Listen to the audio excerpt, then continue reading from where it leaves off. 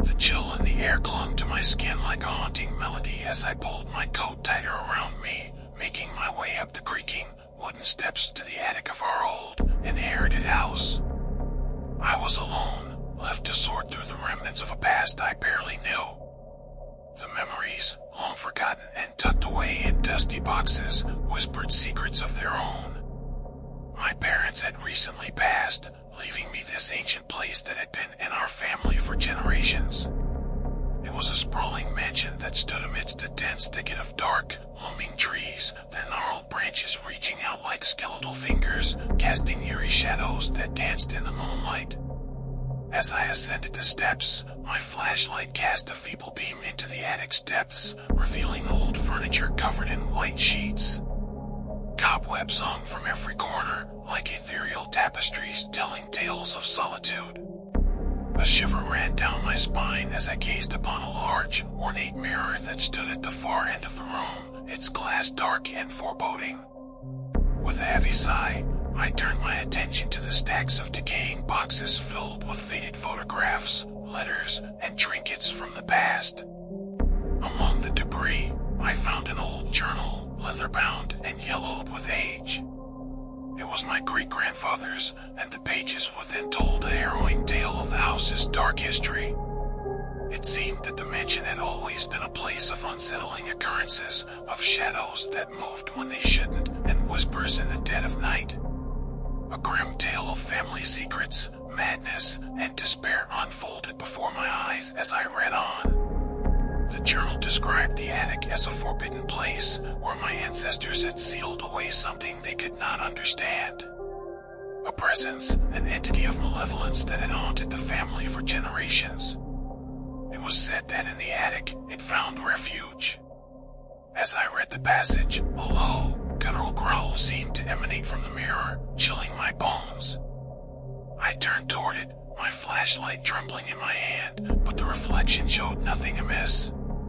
Perhaps it was my own unease playing tricks on me. For hours, I delved into the journal, its pages revealing the tormented souls who had resided within these walls. My great-grandfather wrote of the attic as a gateway to a world beyond our own, a world where the malevolent entity waited, yearning for release. It seemed that only one thing could set it free, a living sacrifice. My heart raced as I realized that I was now the sole occupant of this dreaded mansion. The words in the journal spoke of an impending darkness, a sinister presence that would grow stronger with each passing generation until it could no longer be contained.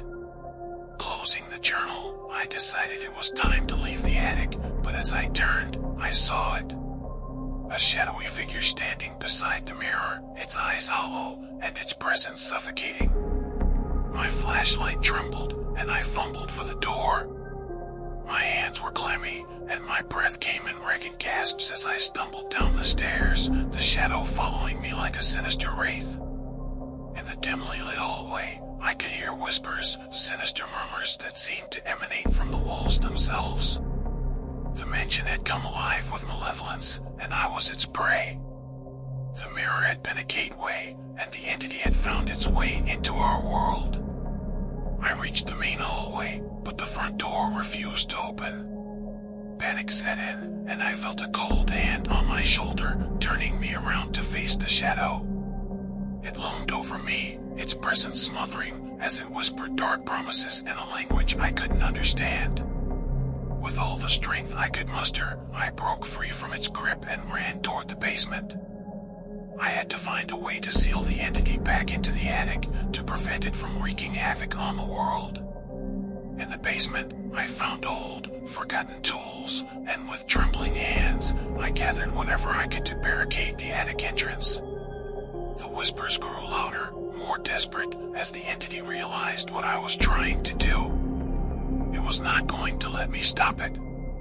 As I struggled to secure the entrance, the shadows in the basement began to writhe, forming grotesque, shifting figures. The malevolent presence was growing stronger, feeding off my fear and desperation. I had to act quickly.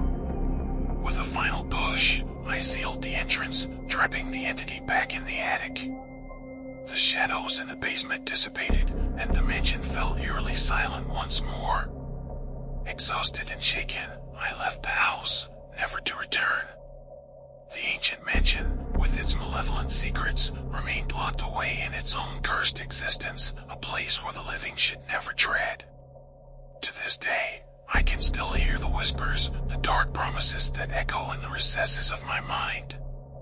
The entity in the attic is trapped, but it watches, waiting for a time when the seal weakens, and it can once again be unleashed upon the world.